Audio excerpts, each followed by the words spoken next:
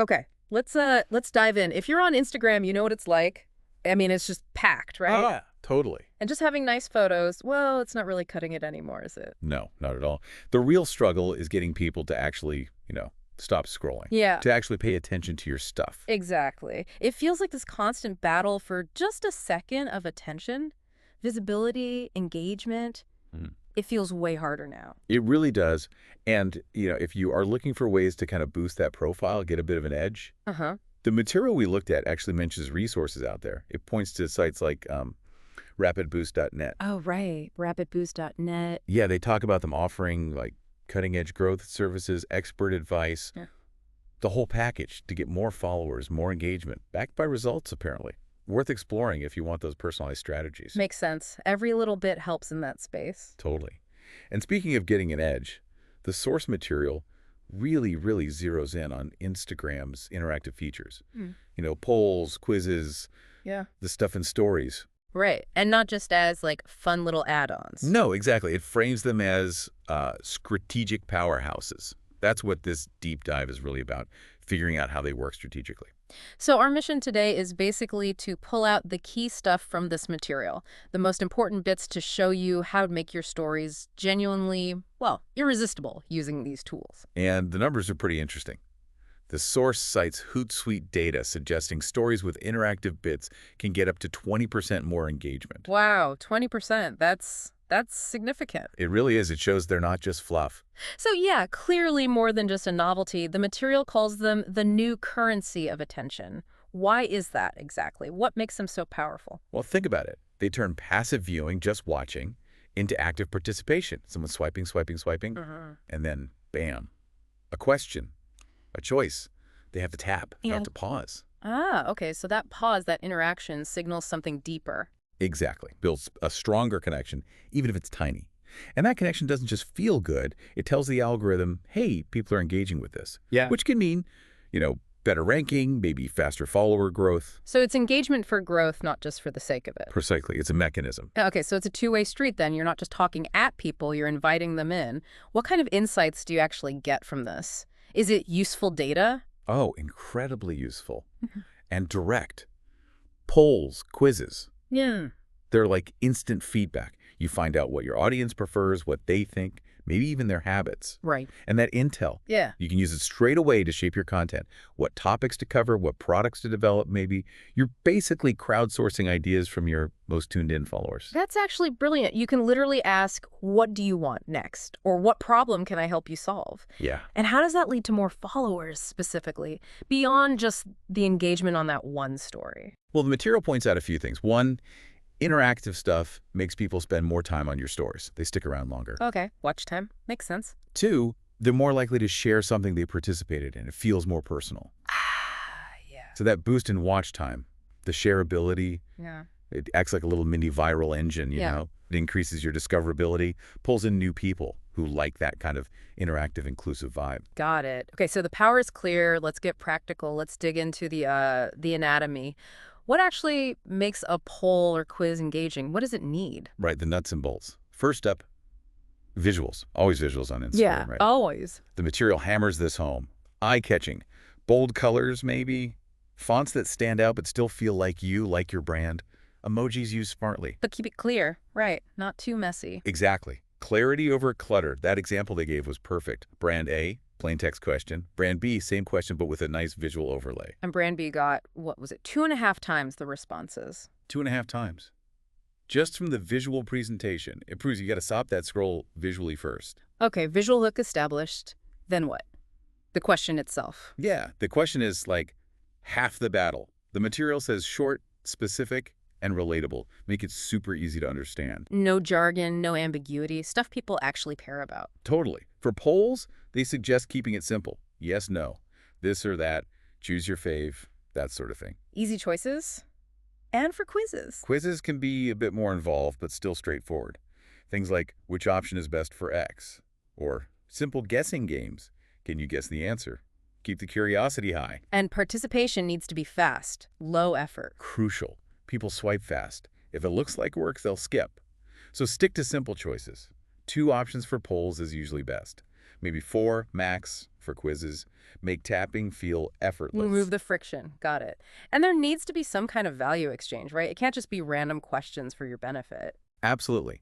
Every tap should give the follower something. Maybe makes them smile, maybe they learn a quick fact, maybe they feel like they're influencing something or just being heard. Like that fitness coach example, banana pancakes or avocado toast. Exactly. It wasn't just a random food poll. The promise was a live recipe for whichever option won. Ah, so the audience directly influenced the next piece of content. That's clever. Makes them feel invested. Totally.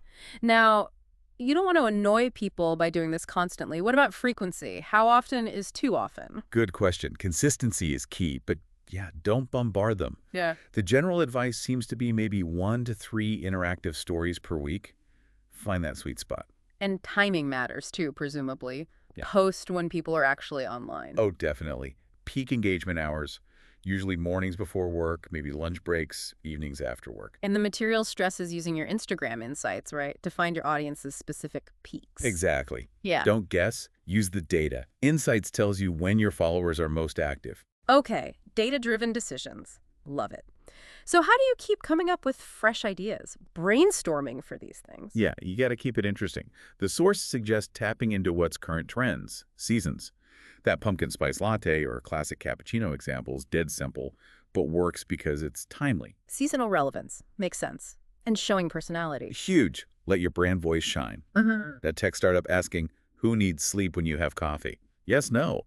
It's playful, relatable to their likely audience, shows their vibe. Yeah, personality connects. And that case study about the ceramic studio at Merry Morning, that seemed really effective. Oh, totally. A great example of consistency and niche focus. They did weekly pottery quizzes, like which new mug design fits your vibe today?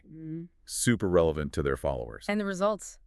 Doubled story views. Doubled views and grew followers by 17% in 3 months, just from leaning into those interactive stories consistently. 17%. Wow. So weekly quizzes, things like that, build a habit. People start expecting it. Exactly. And think about the goal of each one.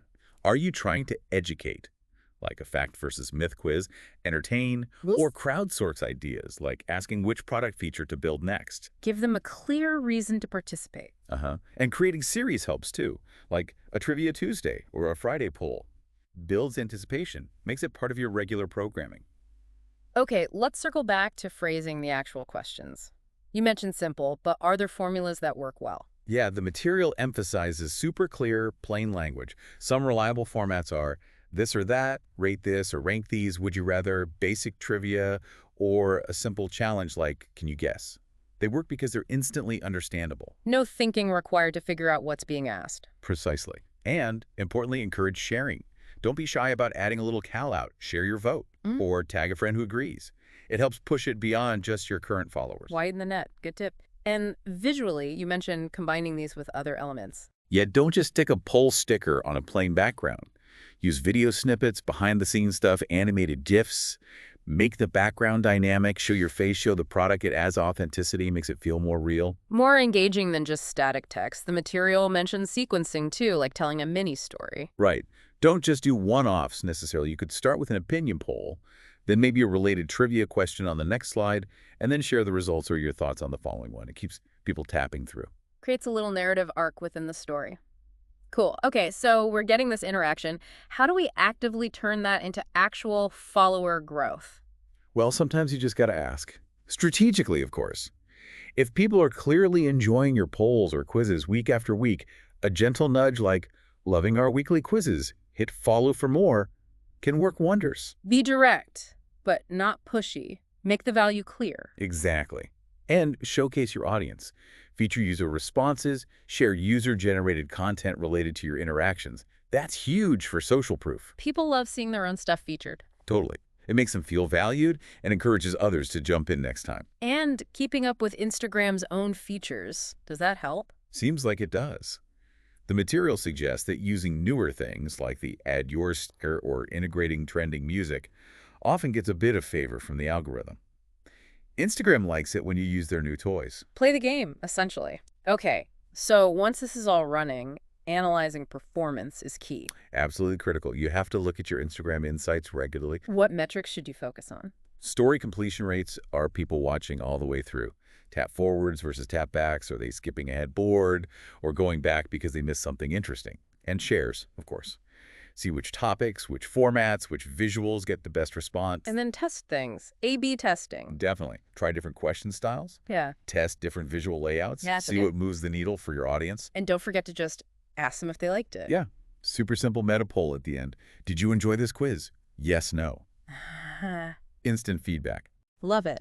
Okay, so bringing this all together, the material kind of lays out a step-by-step plan, doesn't it? Yeah, a nice 6-step process. Step 1, brainstorm. Get like 10 ideas down, mix of fun, educational, product-focused stuff tailored to your audience. Step 2, design. Make those stories look good. Strong visuals, clear questions. Step 3, schedule. Post them when your people are online. Use those insights. Step 4, launch. Get them out there, interact with the replies, encourage those shares. Step 5, amplify. Share the results, maybe in highlights or on your grid. Think about collaborating with others too. And finally, step 6, analyze and iterate. Check the data, see what worked, tweak it for next time, repeat. Exactly. And the big takeaway is consistency. This isn't a one-time trick. Making interactive features a regular part of your strategy is really where you see the results build over time. So the core message seems to be, polls and quizzes aren't just games. They're this blend of, like, art and science, creativity plus data. Yeah, a really powerful blend. Used right, they turn those passive scrollers into an active, engaged community, loyal followers. Every single tap, every answer. It's like a small step towards building that stronger, more vibrant presence on the platform. For sure.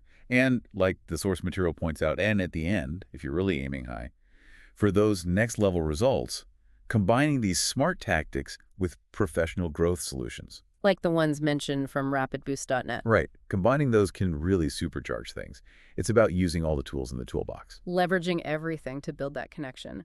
Makes total sense. So, maybe a final thought for everyone listening. When you're planning your next poll or quiz, yeah, think about the question, but also think bigger. Think about the kind of interactive community you're actually building. One tap, one quiz at a time.